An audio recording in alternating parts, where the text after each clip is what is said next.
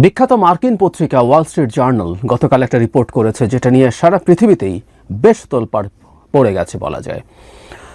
Iran Israel সংকট নিয়ে রিপোর্টটা বাংলাদেশেরও অনেকগুলো মিডিয়া এটাকে পাবলিশ করেছে। খুবই গুরুত্বপূর্ণ এবং এই খবরটা শেষ পর্যন্ত ইরানিয়ানদের জন্য সুখবর না দুঃসংবাদ, সেই প্রশ্ন আমি তুলতে চাই। মানে এটা আমি ব্যক্তিগতভাবে মনে করি এটাকে যে কোনো দিক থেকে দেখা সম্ভব। এটা ইরানের জন্য চমৎকার একটা সুখবর, আবার এটা ইরানের জন্য একটা বিপর্যয় তৈরি করতে পারে। খবরটা নিয়ে একটু কথা বলি। সেটা হচ্ছে, আমি ওয়াল স্ট্রিট জার্নালের যে ভিডিও ভার্সন, এটা নিয়ে একটা ভিডিও তারা করেছেন, আমি আমার মন্তব্যে এটা দিয়ে দেব, আপনারা একটু দেখে নেবেন। খবরটা হচ্ছে, ইরানের কাছে যে পরিমাণ মিসাইলের স্টক পাইল আছে, সেটাকে ইন্টারসেপ্ট করার মতো যথেষ্ট মিসাইল ইসরায়েলের কাছে নেই। এমনকি এই অঞ্চলে আমেরিকাও ইরানিয়ান মিসাইল ইন্টারসেপ্ট করছে, তাদের কাছেও খুব ভালো স্টক আছে সেরকম না। তার মানে টেকনিক্যালি ব্যাপারটা এইরকম, ইরান যদি তার অ্যাটাক কন্টিনিউ করে যেতে পারে, একটা সময় সে অনেক ব্রেক থ্রু পাবে। এই মুহূর্তে যে পার্সেন্টেজের হিট সে করতে পারছে, তার হিটের পার্সেন্টেজ আরও অনেক বেশি বেড়ে যাবে। রিপোর্টে যা বলা হয়েছে সেটা একটু বলি।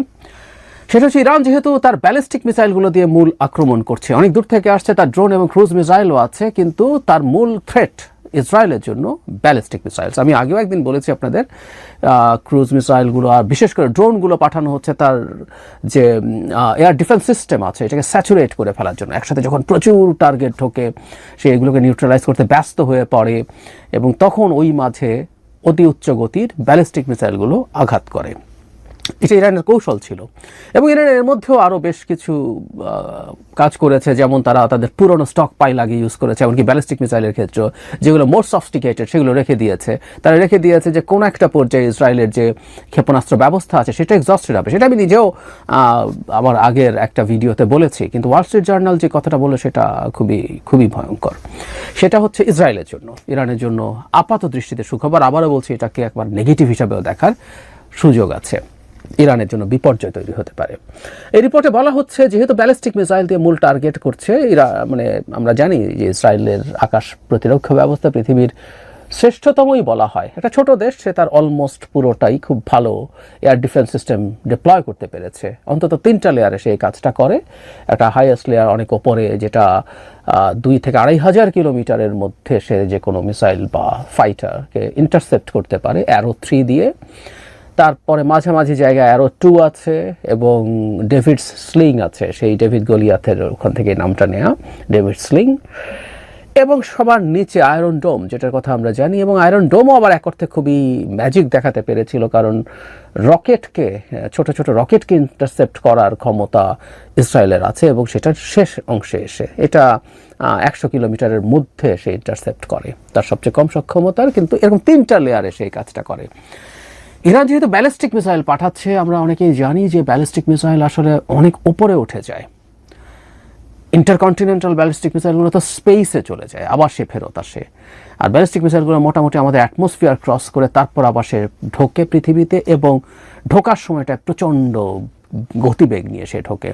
এই কারণে বলা হয় যে অ্যাসেন্ডিং স্টেজে ব্যালিস্টিক মিসাইল ধ্বংস করাটা বেটার। যখন সে উঠছে বা যখন সে তার ক্রুজ করছে, নামার সময় it's really very tough. So যখন এটা উঠছে এবং সে তার জার্নিটা করছে, ওই সময়টাতেই ইন্টারসেপ্ট করার জন্য এই সর্বোচ্চ পাল্লার যে ইন্টারসেপ্টারগুলো অ্যারো 3, সেগুলো প্রচুর ব্যবহার করা হয়েছে, এবং এটাই মূল ম্যাজিক এবার করেছে ব্যালিস্টিক মিসাইলগুলোকে ডাউন করার ক্ষেত্রে। এখন সমস্যা হচ্ছে, অ্যারো 3-র স্টক পাইল খুব ভালো না। এটা যেহেতু লম্বা রেঞ্জের, এটা এক্সপেন্সিভ, এটা মোর কমপ্লেক্স। ইনফ্যাক্ট এটা একটু বলে রাখা ভালো, যে কোনো ইন্টারসেপ্টার মিসাইলই অনেক কমপ্লেক্স ব্যাপার। হামাস যখন অ্যাটাক করেছিল তখন একদিন এটা নিয়ে বিস্তারিত বলেছিলাম, আজকে সামান্য একটু বলি। সেটা হচ্ছে, একটা মিসাইল বা রকেট যাই হোক, সে মোটামুটি একটা রেঞ্জকে তার টার্গেট ধরে, যে 10 মিটারের মধ্যেও যদি পড়ে, 50 মিটারের মধ্যেও যদি পড়ে, এগুলোকে খুবই সাকসেসফুল প্রিসিশন মিসাইল হিসাবে আমরা মেনে নেই।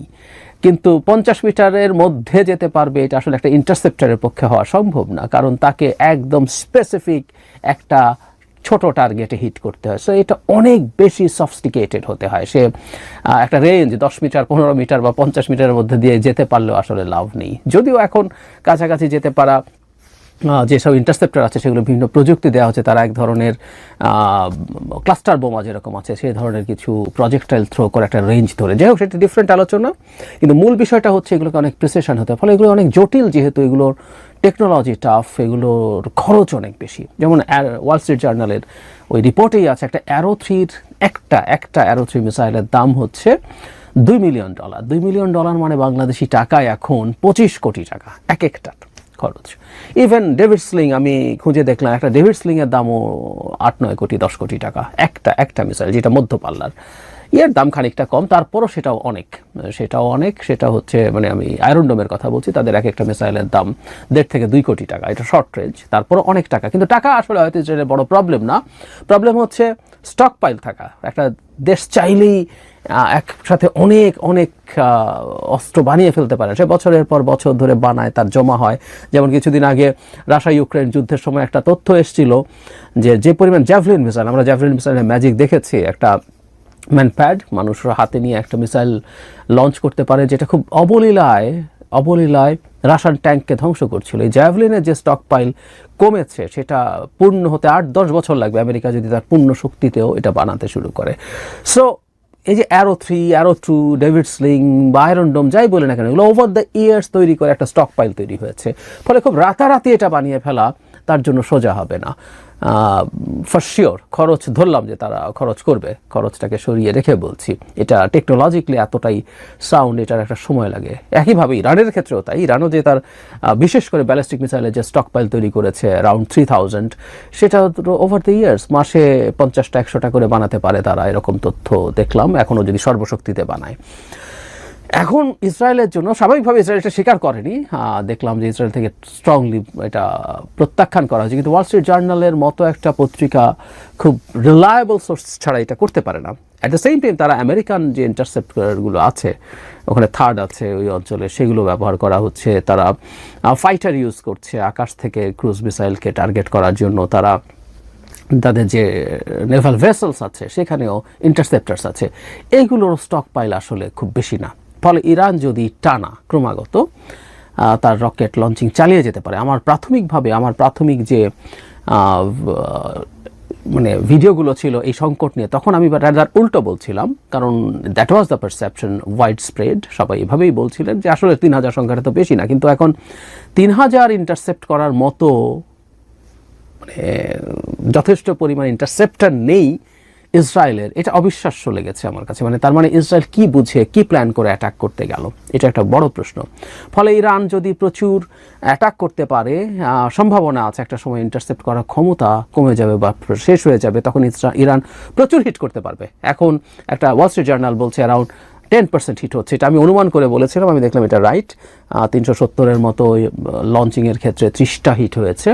সো পরে এই পার্সেন্টেজটা বাড়তে থাকবে এবং ইসরায়েল ইনক্রিজিংলি ভালনারেবল হয়ে যাওয়ার সম্ভাবনা থাকবে। এই পরিস্থিতি অন্তত এই রিপোর্টকে যদি সঠিক ধরে নেই সেটা হতে পারে। অবশ্য ইসরায়েল খানিকটা যে জানতো না তা না, ইসরায়েল কিন্তু শুধুমাত্র যে তার নিউক্লিয়ার যে স্থাপনাগুলো আছে সেখানে না, ইসরায়েল প্রচুর অ্যাটাক করেছে তার ব্যালিস্টিক মিসাইল লঞ্চিং যে জায়গাগুলো আছে এবং এগুলোর ম্যানুফ্যাকচারিং প্ল্যান্টে। গতকালও এরকম একটা হিট করে ইসরায়েল দাবি করেছে এটা একটা ব্যালিস্টিক মিসাইল ম্যানুফ্যাকচারিং প্ল্যান্ট। তবে এখানে একটা ঘটনা আছে, ব্যালিস্টিক মিসাইলগুলো অনেক ক্ষেত্রেই প্রচুর মুভেবল দিয়ে করতে পারে, ভেহিক্যাল থেকে করতে পারে, এটা সম্ভব। ইরানেরও প্রচুর আছে, সো এগুলোকে সহজে টার্গেট করা খুব সহজ না, এগুলো তারা খুব সহজে পেরে যাবেন, নট নেসেসারিলি। এখন যে কথা বলছিলাম, এটা এক অর্থে ইরানের জন্য সুখবরটা অলরেডি বলে দিয়েছি যে এটা ইসরায়েলের মধ্যে ভীতি তৈরি করবে, আমেরিকার মধ্যে ভীতি তৈরি করবে, যে ইরান যদি ক্রমাগত এটা করতে থাকে তাহলে বিপদে পড়ে যাবে ইসরায়েলের জনগণ যে সিকিউরড অবস্থার মধ্যে ছিল সেই সিকিউরিটি ভেঙে গেছে। ইসরায়েলের তেল আবিবকে টার্গেট করা যায়, হাইফাকে টার্গেট করা যায় এবং বেশ ক্ষয়ক্ষতি করা যায়, যদিও ক্যাজুয়ালিটি এত হয়নি কারণ ইসরায়েল প্রস্তুত, তারা দীর্ঘদিন থেকে এই প্রস্তুতি লেগেছে, জনগণ তাদের সিকিউরড যে শেল্টার আছে সেখানে গিয়ে পৌঁছেছেন, ফলে হতাহত খুব বেশি হয়নি। কিন্তু তেল আবিব অ্যাটাক করা যায় এটাতে ইরান দেখিয়েছে, ফলে ইসরায়েল চাপে পড়বে এবং সে কোনো ফর্মে ইরানের সাথে নেগোশিয়েট করতে যাবে এবং ইরান সেই নেগোসিয়েশনে খানিকটা হলেও তার সুবিধা পাবে, এটা মনে হতে পারে। কিন্তু নেগেটিভ যে ব্যাপারটা সেটা হচ্ছে এটা ইসরায়েল তো বটে, আমেরিকাকেও এই যুদ্ধে টেনে আনার একটা সম্ভাবনা তৈরি করবে। কেন?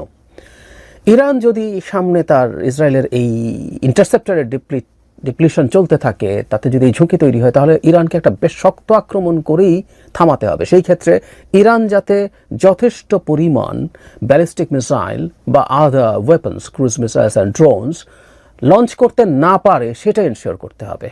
সেই কারণে তাদের কমান্ড সেন্টার, তাদের রেডার স্থাপনা, তাদের ব্যালিস্টিক মিসাইল লঞ্চিংয়ের জায়গা, সেটার ম্যানুফ্যাকচারিং, সেটা ইসরায়েলের পক্ষে যদি যথেষ্ট সঠিকভাবে সম্ভব না হয়ে থাকে, আমেরিকাও এর সাথে যোগ দিয়ে এই কাজটা একযোগে করে ধ্বংস করতে হবে। কারণ ইন্টারসেপ্ট যখন আমি ঠিকঠাক মতো করতে পারবো না বলে শঙ্কা তৈরি হয়েছে, তখন এগুলো লঞ্চিং এবং উৎপাদনই ঠেকানোর চেষ্টা করতে হবে।